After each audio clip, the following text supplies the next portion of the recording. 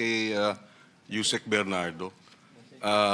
You already provided annexes, no, as to itong mga projects, but you also provided percentages as to yung mga nakolekta, 20, 25, 15, 10. Pwede nyo ba, for submission na lang, isuma magkano ang base dun sa mga porsyentong nabanggit nyo at yung project cost, magkano ang kabuuang kickback sa buong ano ninyo, no, sa buong salaysay ninyo, no? Kasi mayroong 15 billion over 3 years, tama? 5 billion, 5 billion, 5 billion, tapos may 15% per year, no? So gusto ko lang malaman yung lawak, no, ang estima. Can you do that for us? Have it submitted? Mr. Chair, So, not only of you, no? Lahat nung mga nabanggit nyo, it doesn't have to be exact because we can always cross-check it anyway. Pero yung parang ano lang, isuma nyo lang, no? Kasi syempre kayo ang nakakaalam eh. Baka kami teka muna, pag tinignan namin, isusuma namin, baka hindi maging as accurate, no? Yun lang actually. But go ahead if you need to seek advice of counsel.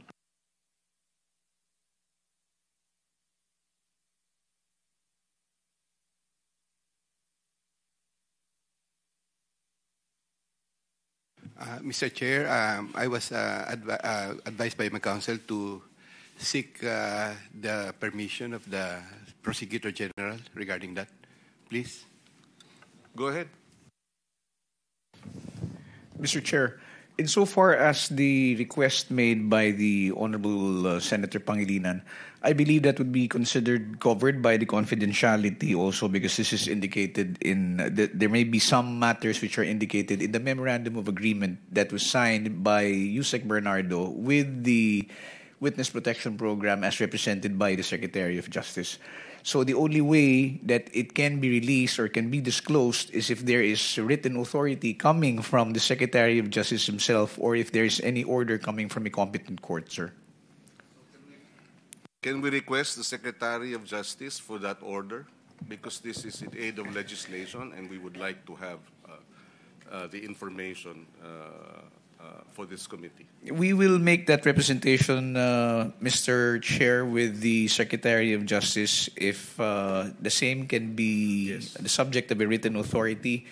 And I would suppose that if any disclosure would be made, if it can be done in an executive session, sir. Understood. Thank you, Mr. Chair. But this is a public document. Yes, sir. So can we perhaps, with your assistance, whatever is made available here should be made available to us without need of Secretary of Justice's permission. I mean, whatever figures were mentioned here, hindi ba? I am only pertaining to this. I'm not pertaining to whatever other information he has with him or personal knowledge that he has not provided for in this affidavit. Well, I believe, Mr. Chair, that with respect to the numbers or the percentages which are stated in the affidavit that was read by Undersecretary Bernardo, a mathematical computation can already be made of the totality. Yes, but, yes. As to the specifics, I'm referring to that, Mr. Chair, insofar as the confidentiality Just the issue is. mathematical totality and maybe perhaps per item. You know, he had several numbers per subject. There are several subjects. So one subject, for example, in the case of Undersecretary Maria Catalina, delivered cash. I mean, as best as he could recall, kung maaari. So in that case, you are allowing him as long as it's limited to what he already divulged. Senator Pangilinan, if I may. We were just informed by our General Counsel, si Attorney Gerard Mosquera, na as far as WPP is concerned, ang limitation lang sa disclosure is wag mag-contradict at wag mag-recant doon sa kanyang affidavit as submitted to the DOJ for purposes of admission. As I understand, admitted na yata si Yusek Bernardo, di ba? Kaya he's now constrained to limit his testimony to what the DOJ has advised him to do. Tama po ba yun? That is correct, sir. And in fact, Yusek Bernardo has been given provisional admission already to the Witness Protection Program, sir. That Yes. is why there are restrictions already. I was also informed by Secretary Bida yesterday that he has given authority for him to disclose information before this committee. So probably, kung estimate lang naman ang hinihingi ni Senator Pangilinan, baka naman pwedeng, hindi naman hard and fast rule as to the amount, ano?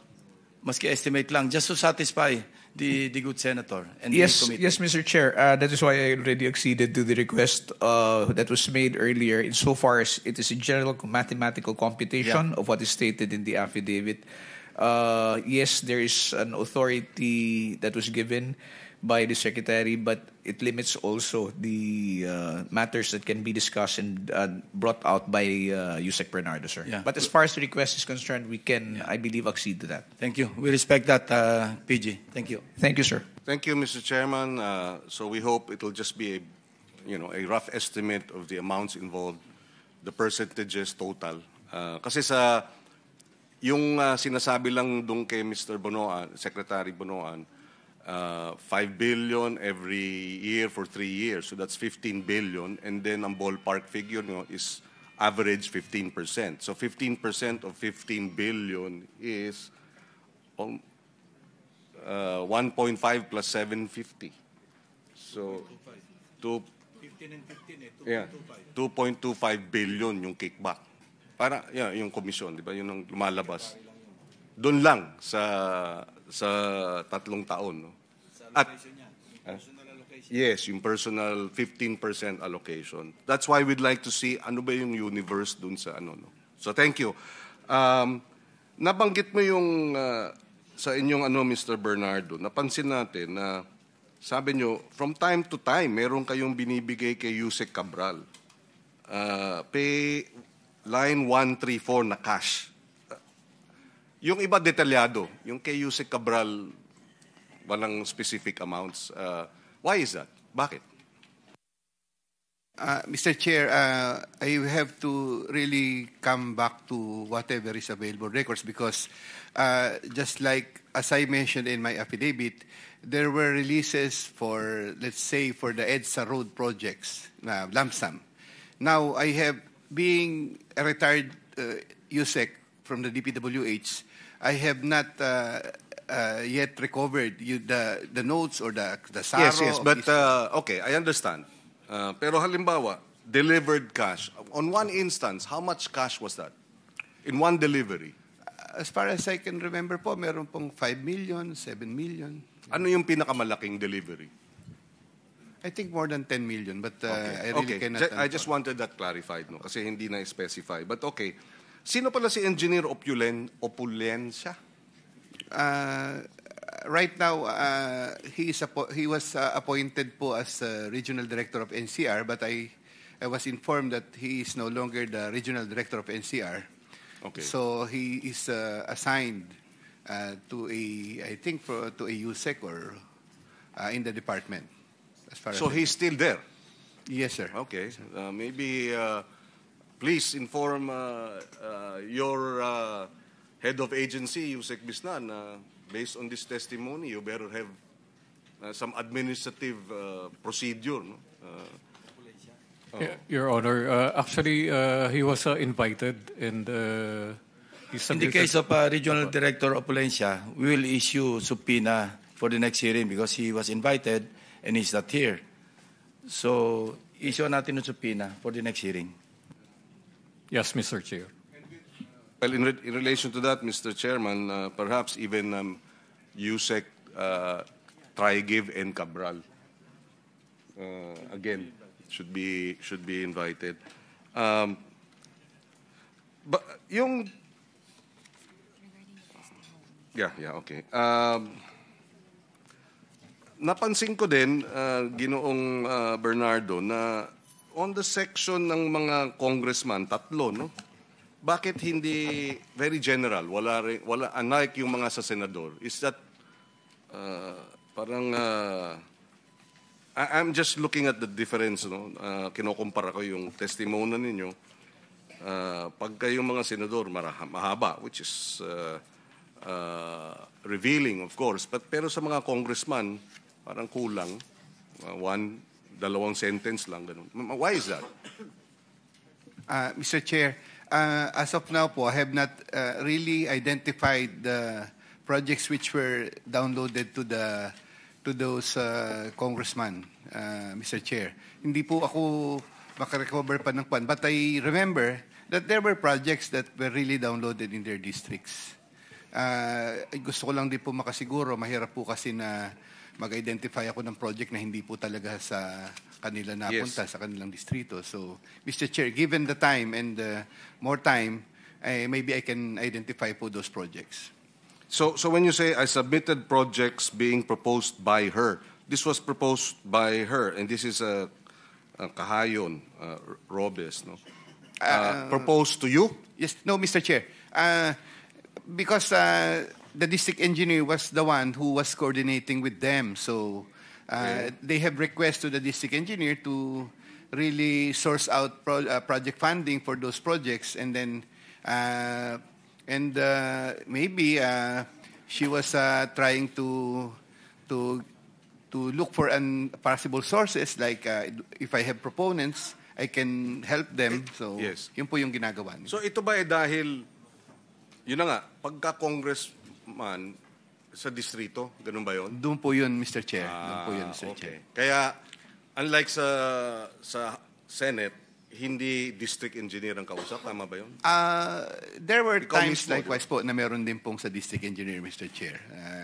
Pero pagka ganun, basta parang general rule is pagka-congressman, direkta sa district engineer. Kasi Parati pong the usual thing po, Mr. That's Chair. the general rule. Yes po, Mr. Chair.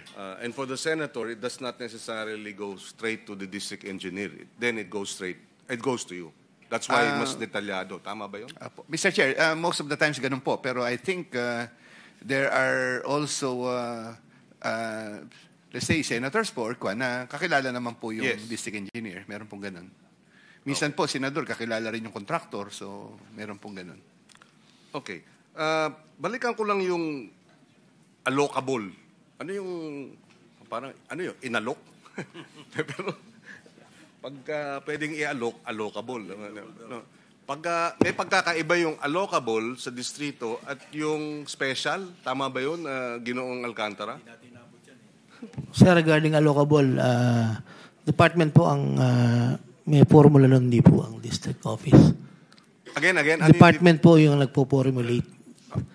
Hindi po kami. Hindi ang district. Yes po. Kasi sabi mo nga, may distinction between yung distrito na pondo at yung department na pondo.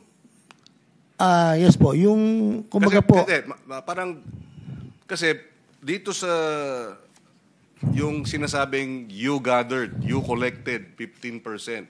Hindi ba? Yun, hindi yun sa distrito. Tama? hindi po yun regular allocable ng district representative. Yes. And therefore, pag sinabing sa testimonya ni Mr. Bernardo, Ginoong Bernardo, na yun nga, Alcantara gave 10% of the value of the projects.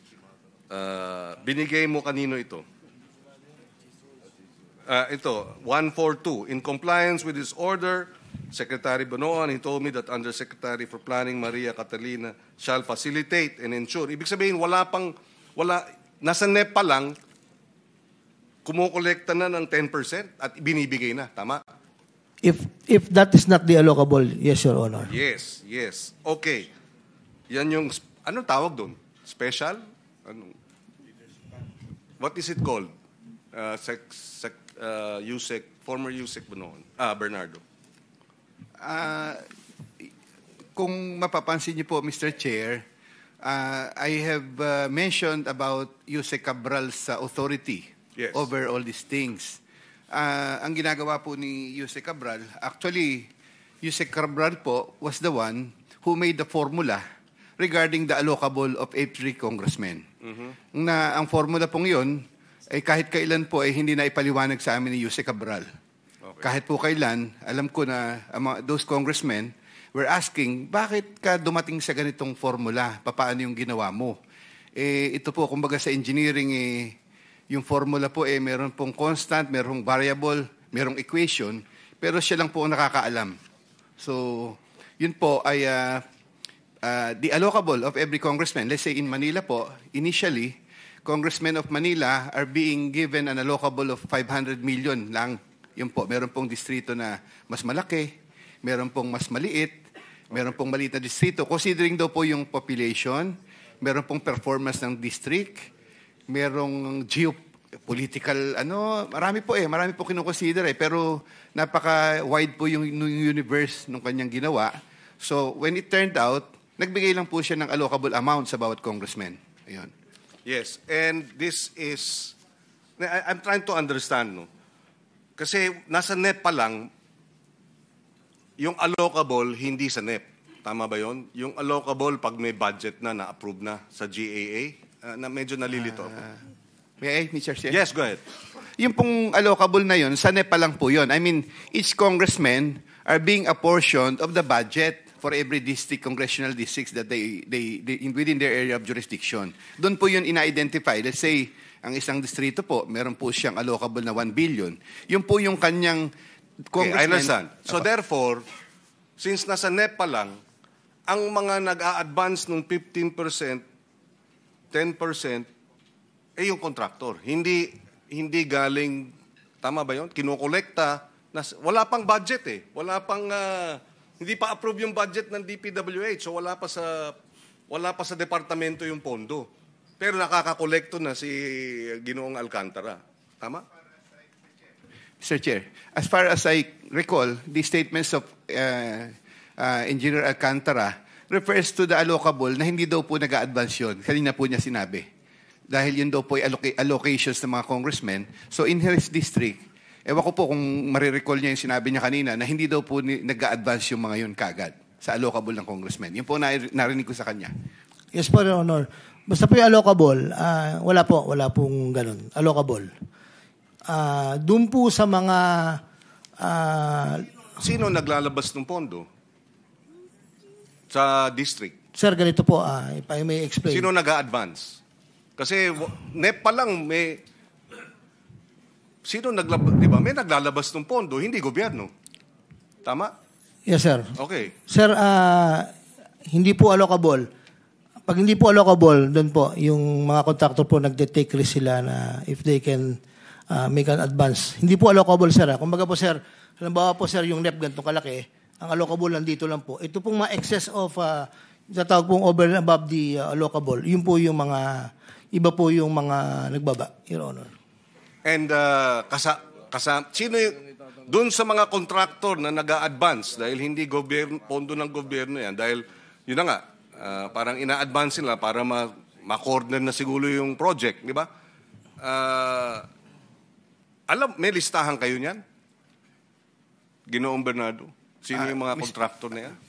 Mr. Chair, doon po sa case po, halimbawa po ni Engineer Alcantara at nila Engineer Opulencia, sila na po ang bahala kung sa case po ni Engineer Alcantara, siya po yung, I think, hindi ko po alam kung sino ang kausap niya doon, basta't ang nangyayari po doon, sa district level po, kung ano man po yung on top of the allocable, na halimbawa po yung na-download sa kanila, yun po yung kanyang tinatrabaho kung sino po yung kausap nila. Okay, just to be clear, yung picture nung maraming pera na nilabas ni na Bryce, na magkano ang estimate nyo nun? Saan galing yun? Kanino galing yun? Sa contractor o sa DPWH? Your Honor, sa contractor po yun. Yun po yung, I think sa pagkakatanda ko, that's the 579 million. Yun po yung kay Kong Saldi na initial, I think 2020, hindi po 2022, 2023, no? Kasi po, mayroon pong i-advance sa 10% doon sa 5.79 billion. The initial release po. Contractor po. Yung SIMS? Hindi po, ano sir. Marami po yun, sir. Marami. Apo, Okay. Sige, thank you. So yung maraming listahan na yun, pwede ba i-submit sa atin, Ginoong Bernardo? Do you have a list of sino itong mga to na pwedeng i-submit sa atin based on your knowledge? I would assume, no? Kasi sa'yo binibigay eh. Kinukolekta ni... inuutos mo kay Alcantara, tapos si Henry ang kumukolekta.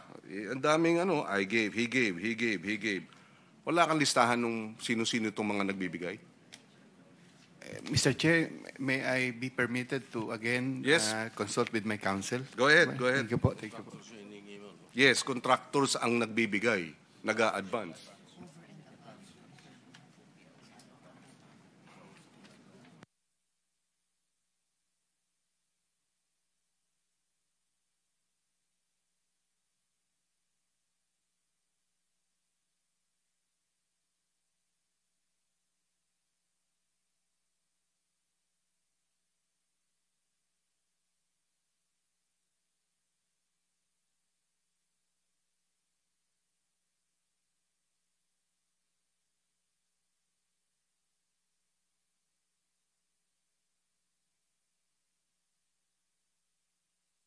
In the meantime, na nagko-consult, tanungin ko lang si Engineer Alcantara. Yes, sir, Mr. Chairman. Sino una nakakilala sa inyo kay Saldico? Ikaw o si Yusek Bernardo?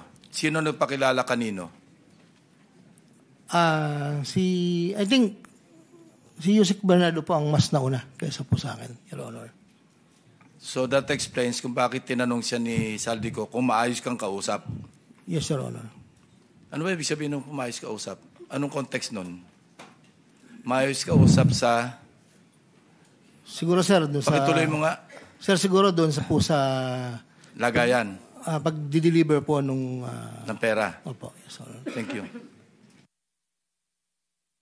Well, Mr. Chairman, the reason why I'm raising the question about the contractors is obviously, we're mentioning politicians and rightly so dahil yan ang katotohanan, yan ang based on their testimonies. Pero yung mga contractor na iba, hindi nababanggit, no? Hindi naman siguro sinadiskaya lang yun. Go ahead. Mr. Chair, again, may I the Prosecutor General regarding this issue? Well, just to shortcut the process. Sige, if it can be submitted to us and it will be confidential, and if we are to divulge anything, it will be under executive session. Under those circumstances, and will the information be provided this committee? Well, at this time, Mr. Chair, the testimony of the witness insofar as the question which is being asked might affect the application, because this would also pertain to other cases that may be filed, and there may be witnesses whose security may be put at risk. So insofar as that is concerned, we cannot, Mr. Yusek Bernardo will not be making any disclosures. But then again, Mr. Chair, we will make representations with the Secretary of Justice if the same can be authorized in an executive session, sir. Yes, please, so that we get a better sense of what's going on. We will do that, Mr. Chair. Because we are also looking at legislative initiatives or remedies to address precisely this collusion. Yes, Mr. Chair, we will do that, sir. Thank you. I have 28 seconds. Yes, siguro, Yusek Bernardo, meron ba tayong, kung merong mga nakakontak at naka-assign sa Senado, is it Yusek Cabral who's also assigned naman sa mga congressman? Tama ba yun? Is that my understanding? PLLO ba is kasama ba rito? Mr. Chair. DLLO pala, sorry. Mr. Chair, meron pong kami parang kamukha po ni Joy Manginsay yata. When I was still in the department, siya po yung taga-liaison officer po ng DPWH sa Congress. Yun po yun. What is her name? Joy Manginsay. ASEC Joy Manginsay po. ASEC Joy. If I still remember, I can remember siya po yung yung siguro pangarin ding imbitahin sa susunod na hearing, Mr. Chairman. And thank you, Bernardo.